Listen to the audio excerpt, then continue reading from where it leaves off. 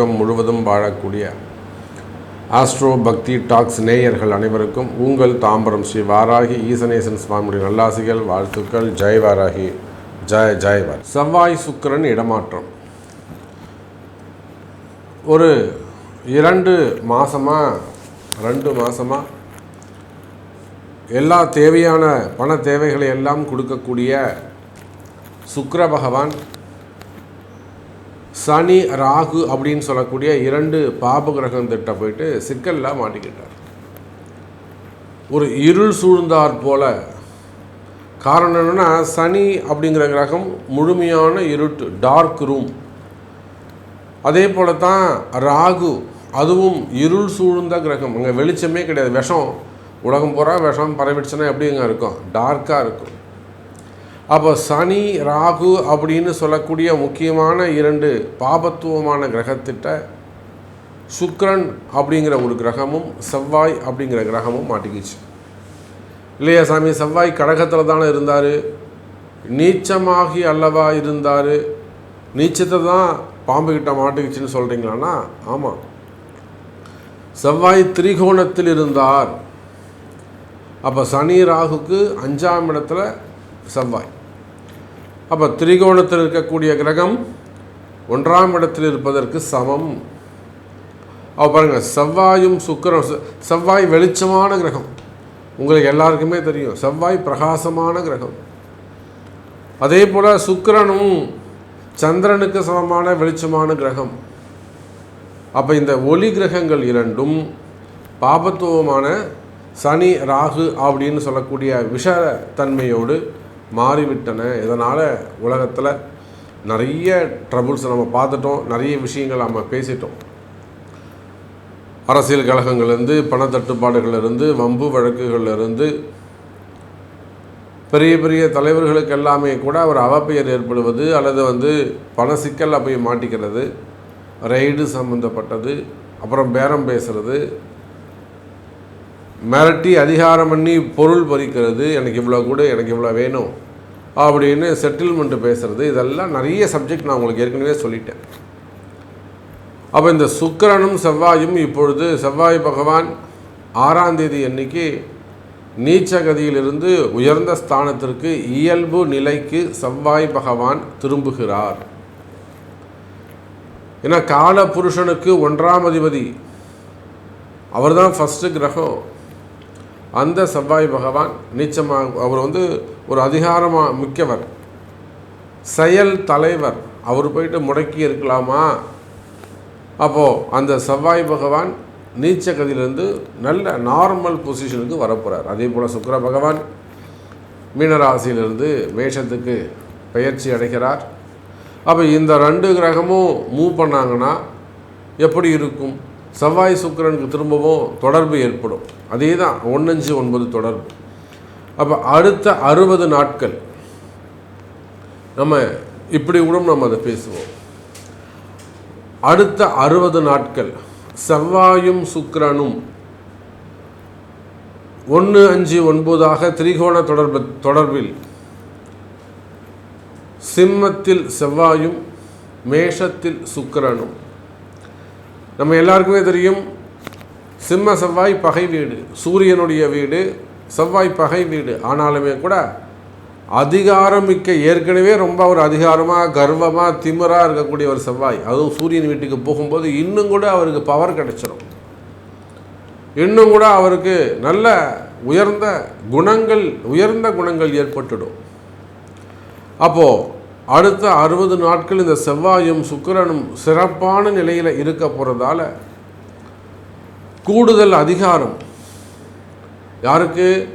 அரசியல் தலைவர்களுக்கா அல்லது அரசு அதிகாரிகளுக்கா? இல்லை, சாமானிய மக்களுக்கு கூட. ஒரு சாதாரண ஏழை விவசாயி முதல் இஸ்ரோ சயின்டிஸ்ட் வரை அனைவருக்கும் அதிகார பகிர்வு, நல்ல உயர்ந்த அதிகாரம், பணவரவு, தனவரவு, அதே போல் நிலையான உத்தியோகம், நிலையான வருமானம், ஸ்டேபிளாக இதுவரையும் ஒரு அன்ஸ்டேபிளாக இருக்கும். ஆனால் இந்த ஜூன் மாதம் 6ஆம் தேதிக்கு பிறகு நிலையான உத்தியோகம், நிலையான வருமானம், அதே போல் குறிப்பாக அரசியல், ஆன்மீகம், ஃபினான்ஸ் சம்மந்தப்பட்ட பேங்க் செக்டராக இருக்கலாம், ஆர்பிஐலாம் ஒரு நல்ல ஸ்கீமை வந்து ப்ரமோட் பண்ணுவாங்க. இப்போ பார்த்தோம், நம்ம அந்த நகைக்கு ஜொல்லோனுக்கெலாம் ஒரு பெரிய சிக்கலில் போய் அவங்க மாட்டிக்கிட்டு அனௌன்ஸ் பண்ணிவிட்டு திருப்பி அதை ரிவைஸ் பண்ணாங்க. ஆனால் இப்போது ஆர்பிஐக்கு நல்ல பேர் கிடைக்கும். அப்போ ஃபினான்ஸ் செக்டர்ஸ், பேங்க் செக்டர்ஸில் இருக்கக்கூடியவர்கள், அதாவது பணங்காசு கொடுக்கல் வாங்கல் டிரான்சாக்ஷன் செய்யக்கூடியவர்கள், மறைமுகமாக பல ஆயிரம் கோடி டிரான்சாக்ஷன் செஞ்சு அதை ஒரு நம்பிக்கையான இடத்துல கொடுத்து அதில் மூலிமா தொழில் செய்யறதுக்காக காத்திருக்கக்கூடியவர்கள், மெயினாக மணியை வந்து ஒரு சேஃப் ஜோனில் வச்சுக்கிறதுக்காக முயற்சி செய்யக்கூடியவர்கள், வருமானம், தொழில் அமைப்பு, சுக்கிரனுடைய காரகத்துவம், பணம், காசு பணம் சிறப்பானதாக இருக்கும். காசு பணம் தேடி வரும். அதே போல் செவ்வாயுடைய காரகத்துவம் அதிகாரம் மற்றும் கனிம வளம்,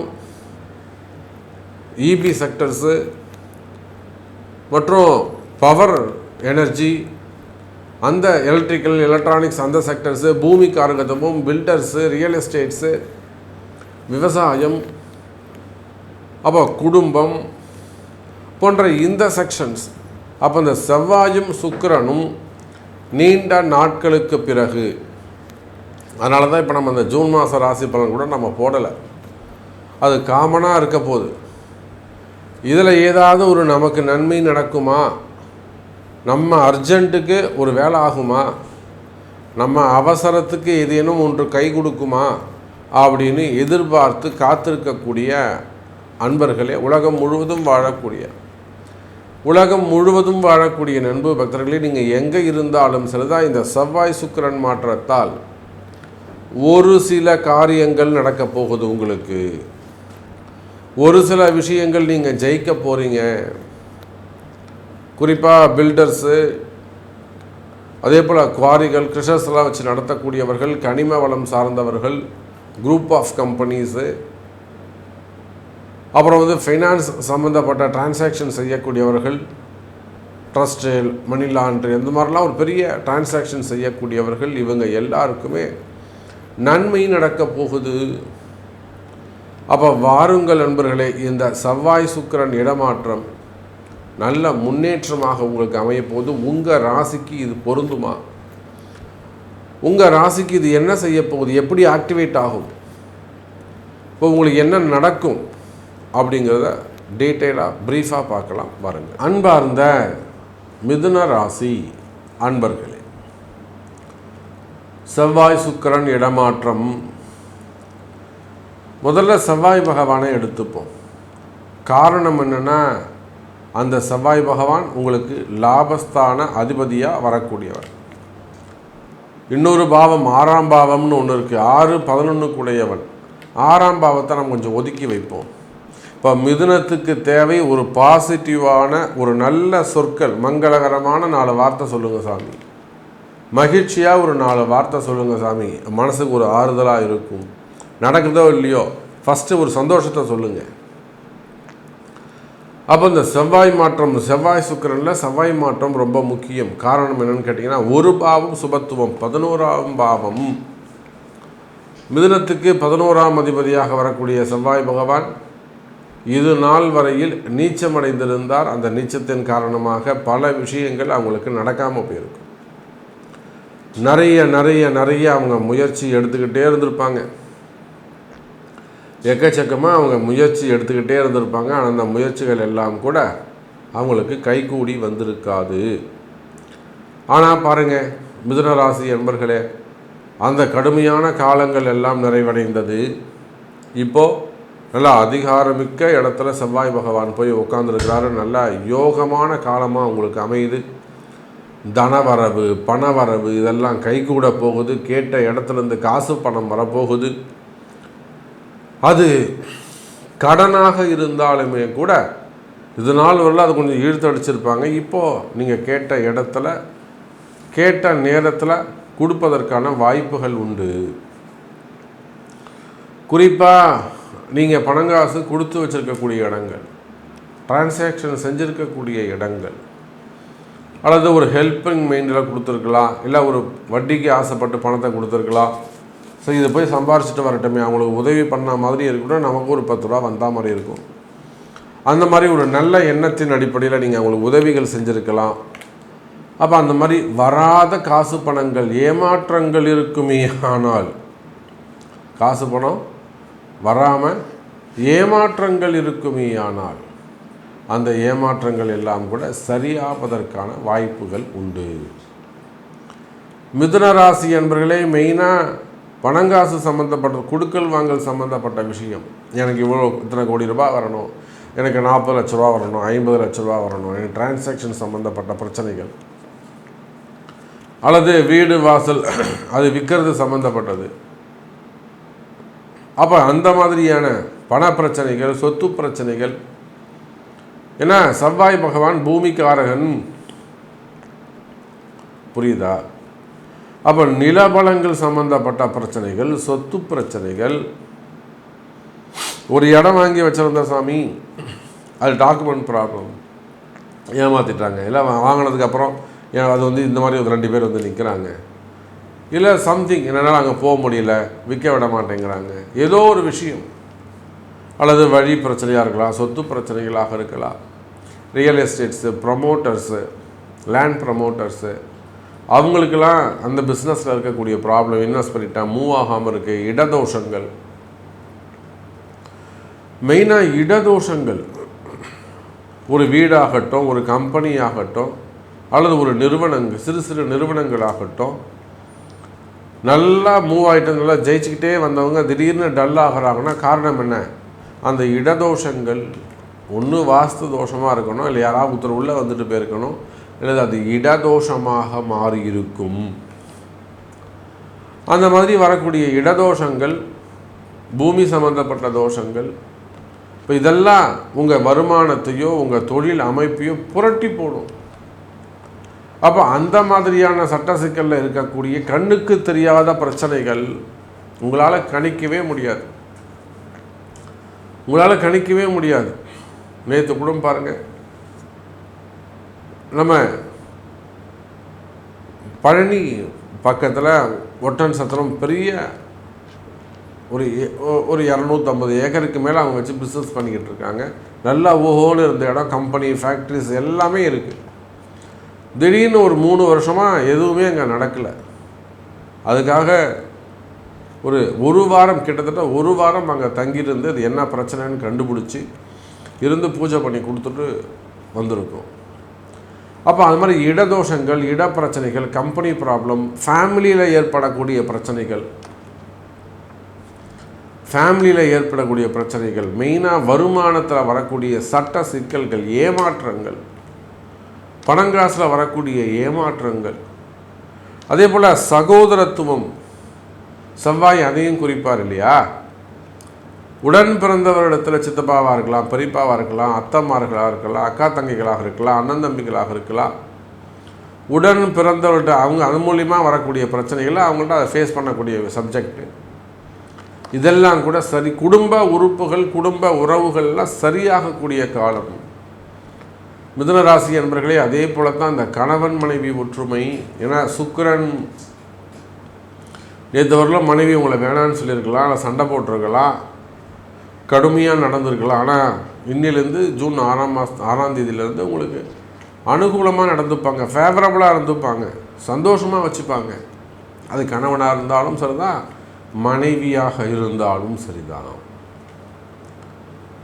அப்போது கணவன் மனைவி ஒற்றுமை, குடும்பத்தில் வரக்கூடிய பிரச்சனைகளுக்கு தீர்வு. அதே போல் இந்த ஷேர் மார்க்கெட்டு, சுக்கிரன் இல்லையா? அப்போது ஷேர் மார்க்கெட்டு, ஸ்டாக் மார்க்கெட்டு, இன்னும் ஆன்லைன் பிஸ்னஸ்ஸு, அப்புறம் சுக்கிரன் அந்த பியூட்டிஷியன்ஸு, நிறைய எக்ஸ்ட்ரா கோர்சஸ் பண்ணக்கூடியவர்கள், கலைத்துறையை சார்ந்தவர்கள், ஆர்கிடெக்டு, சினிமா துறையை சார்ந்தவர்கள், கலைத்துறையை சார்ந்தவர்கள், மீடியா துறையை சார்ந்தவர்கள், அப்போ மேக்கப்லாம் ரெடி பண்ணக்கூடியவங்க, ஸோ இந்த மாதிரியான தொழில் செய்யக்கூடியவர்கள் இவங்க எல்லாருக்குமே கூட மிதுன ராசியாக இருப்பார்களே ஆனால் நன்மை நடக்கும். ஸோ இந்த செவ்வாய் சுக்கிரன் சேர்க்கை அல்லது இந்த இடமாற்றம், நான் சொன்ன இந்த மாதிரியான காரகத்துவம், இந்த மாதிரியான தொழில் செய்யக்கூடியவங்க எல்லாருக்குமே நல்லது நடக்கப் போகுது. உலகம் முழுவதும் வாழக்கூடிய நண்ப பக்தர்களே, உங்களுக்கு என்ன கேள்வி, உங்களுக்கு என்ன செய்யணும் அப்படிங்கிறத உங்களுடைய பிறப்பு ஜாதகம்தான் தீர்மானிக்கும். ஸோ உங்களுக்கு என்ன கேள்வியோ பிறப்பு ஜாதகத்தை கொண்டு தொடர்பு கொள்ளுங்கள் என்பதை தெரிவித்துக்கொண்டு மீண்டும் ஒரு அற்புதமான பதிவில் சந்திக்கிறேன். நன்றி, நமச்சிவாயம். ஜெய் வராகி, ஜெய் ஜெய் வராகி. அன்பார்ந்த கடகராசி அன்பர்களே, கடகராசி அன்பர்களே, செவ்வாய் சுக்கிரன் பொதுவாக பாருங்கள், ஒரு சாபமோ தெரியல, கடகராசியில் செவ்வாய் வந்த உடனே அங்கே நீச்சமாகி விடுகிறார். கடகர் உங்கள் ராசிக்கு செவ்வாய் பகவான், ஏன்னா உங்களுக்கு நீங்கள் கடக ராசியானாலும் கடக லக்னமானாலும் 5, 10 கூடையவர் அந்த செவ்வாய் ரொம்ப முக்கியமானவர். ஒன்று கர்மஸ்தானம், தொழில் ஸ்தானம், உத்தியோகம், வருமானம், இன்னொரு பக்கம் பூர்வ புண்ணியம். அப்போ ரொம்ப முக்கியமான ஸ்தானங்கள். கடக லக்னமானாலும் கடக ராசியானாலும் இந்த செவ்வாயுடைய வீடு ரொம்ப முக்கியம் உங்களுக்கு. பூர்வ புண்ணியம் எப்படி இருக்கோ அதை கொண்டு அங்கே 10ஆம் இடம் வேலை செய்யும். அப்பேற்பட்ட அந்த செவ்வாய் பகவான் உங்கள் ராசிக்கு வந்தவுடனே நீச்சமாகி விடுகிறார், பங்கமாகி விடுகிறார், ஜீரோவா போயிடுறார். எப்படி இருக்கும் பாருங்க. அப்போது கடகராசி என்பர்களே, உங்கள் ராசியில் செவ்வாய் இருந்ததால் எப்படில கன்னியில் செவ்வாய் இருந்தால் கடலும் வற்றி போகும்னு சொல்லுவாங்களோ, அதை போல் பொதுவாக கடகத்தில் செவ்வாய் இருப்பது தோஷம்.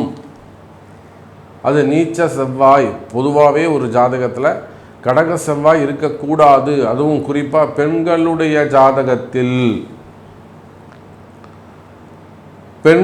ஜாதகத்தில் கடக செவ்வாய் நிச்சயம் இருக்கக்கூடாது. அப்படி இருந்தாங்கன்னா அவங்க நிறைய ட்ரபிள்ஸ் உண்டாகும். நிறைய திருமணத்துக்கு முன்பாக கற்பை இழப்பது, அதெல்லாம் 2-3 ஆண்களை நம்பி ஏமாறுவது. புரிதல, இந்த கடகத்தில் செவ்வாய் இருந்தால் 2-3 ஆண்களை நம்பி ஏமாறுவாங்க. உண்மையான ஆண்கள், ஆம்பளைங்க அவங்களுக்கு அமைய மாட்டாங்க, ஆண்கள் அமைய துணை அமையாது, வேசியாக மாறுவது. அதில் நிறைய 2-3 திருமணங்கள், எத்தனை திருமணம் பண்ணாலும் ஒரு திருப்தி இல்லாமல் இருக்கிறது, வாழ்க்கை சிறப்பாக அமையாமல் இருக்கிறது. இதெல்லாம் அந்த செவ்வாயுடைய காரகத்துவம். அப்போ பெண்களுக்கு குடும்ப வாழ்க்கை சரியில்லாதனா அது ஆணாக இருப்பார்களே ஆனால் தைரியம் இல்லாமல் இருக்கிறது, அதிகமாக பயந்துக்கிட்டு இருக்கிறது. அதே போல் மனசு அளவில் அவங்க ஒரு தைரியம் இல்லாமல் இருப்பது, எதையும் எடுத்து செய்யலாம், போகலாம், வரலான்ற மாதிரி இல்லாமல் இருக்கிறது. போராட்ட குணங்கள், அதிகமாக போராட்ட குணங்கள் இருப்பது, பிடிவாதம், அதுவும் இன்னும் சொல்லப்போனால் வக்ரமான மைண்டு, பேட் ஹேபிட்ஸு, இதுக்கெல்லாம் அடிமையாவது. பையன் இப்படி அடிமையாக இருக்கான், அல்லது வீட்டுக்காரர் இப்படி அடிமையாக இருக்கார், இல்லை தம்பி இப்படி இருக்கான், அண்ணன் அப்படி இருக்கான். அதே போல் அவர்களுக்கு சகோதரத்துவம் சரியாக, துணை சரியாக அமையாமல் இருப்பது. குறிப்பாக ஆண்களாக இருப்பார்களே ஆனால் அவனுடைய வருமானம், உத்தியோகம், தொழில் இதெல்லாம் ரொம்ப ட்ரபிள் பண்ணும், ஒரு கஷ்டத்தை ஏற்படுத்தும்.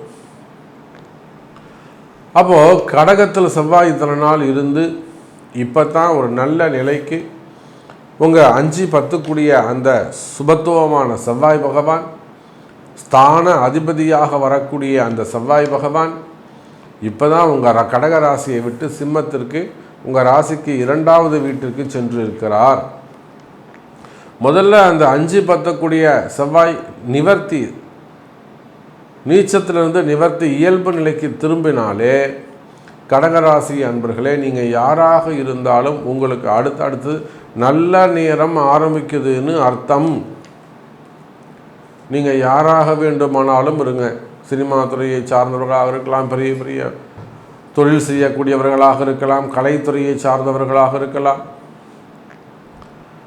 அரசியல் துறையை சார்ந்தவர்களாக இருக்கலாம், அமைச்சர் பெருமக்களாக இருக்கலாம், பதவி, படிப்பு, பட்டம், அந்தஸ்து, குணம் உயர்ந்த நிலையில் இருக்கக்கூடியவங்களாக இருக்கலாம். ப்ரைவேட் ஜாப்பில் ஒரு சிஇஓ அல்லது சேர்மன், டைரக்டர்ஸ் அதுபோல் உயர்ந்த ஸ்தானத்தில் இருக்கக்கூடியவர்களாக இருக்கலாம்.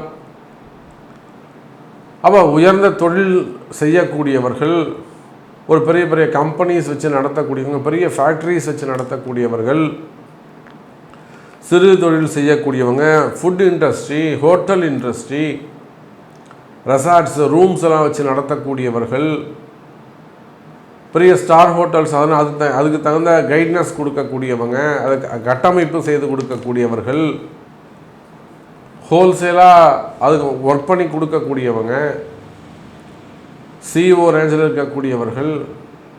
அப்போ நீங்கள் எந்த துறையாக இருந்தாலும், மெயினாக ஃபினான்ஸு, ஃபுட்டு இண்டஸ்ட்ரி, அதே போல் ஷிப், அந்த ஷிப்பில் ஒர்க் பண்ணக்கூடியவர்கள், ஏரோநாட்டிக்கல் படித்தவங்க, மாணவ செல்வங்கள், அல்லது ஏர்லைன்ஸில் ஒர்க் பண்ணக்கூடியவர்கள், இதெல்லாம் டிரான்ஸ்போர்ட்டில் ஒர்க் பண்ணக்கூடியவர்கள், இதெல்லாம் சந்திரனுடைய காரகத்துவம். அதே போல் கனிம வளங்கள், குவாரிஸு, க்ரஷர்ஸ் வச்சு நடத்தக்கூடியவங்க, குவாரிகள் வச்சு நடத்தக்கூடியவங்க, மண், களிமண் அல்லது நிலக்கரி, சுரங்கம், இது சார்ந்த தொழில், அது சார்ந்த உத்தியோகம் செய்யக்கூடியவர்கள். அப்போது யாராக இருந்தாலுமே கூட செவ்வாய் பகவான் நிவர்த்தி அடைஞ்ச காரணத்தினாலே, இயல்பு நிலைக்கு திரும்பிய காரணத்தினாலே நல்ல வருமானம் இருக்கும், தைரியம் அதிகரிக்கும். கடகராசி நேயர்களே, தைரியம் அதிகரிக்கும். நேற்று வரலும் பயந்து பயந்து இருந்தவர்கள் கூட இன்றைக்கி நம்மளால் முடியும், நாம் ஜெயிக்க முடியும்னு நீங்கள் உலகம் முழுவதும், வேர்ல்டு வைடு நீங்கள் எங்கே இருந்தாலும் சரிதான் நம்மளால் ஜெயிக்க முடியும்னு நீங்கள் நினைப்பீங்க. தைரியம் அதிகரிக்கும், கவலை வேண்டாம் கடகராசி அன்பர்களே. அதே போலத்தான் சுக்கிரனுடைய இடமாற்றம். அதே கடகத்துக்கு சுக்கிரன் என்னவா வராருங்க? 11ஆம் அதிபதி, இந்த பக்கம் 4ஆம் அதிபதி, 4-11 கூடையவன். இன்னும் சூப்பர். வண்டி வாகன யோகங்கள், பணங்காசு சேருதல், பண தட்டுப்பாடுகள் விலகும், பணங்காசு கொட்டும், வருமானம் அதிகரிக்கும், அதிர்ஷ்டங்கள் கைகூடும். Share market, stock market, gold market, textile markets, wholesale markets, world market, multi business செய்யக்கூடியவர்கள், மார்க்கெட் உங்களுக்கு நல்லா இருக்க போகுது, வருமானங்கள் அதிகரிக்கும்.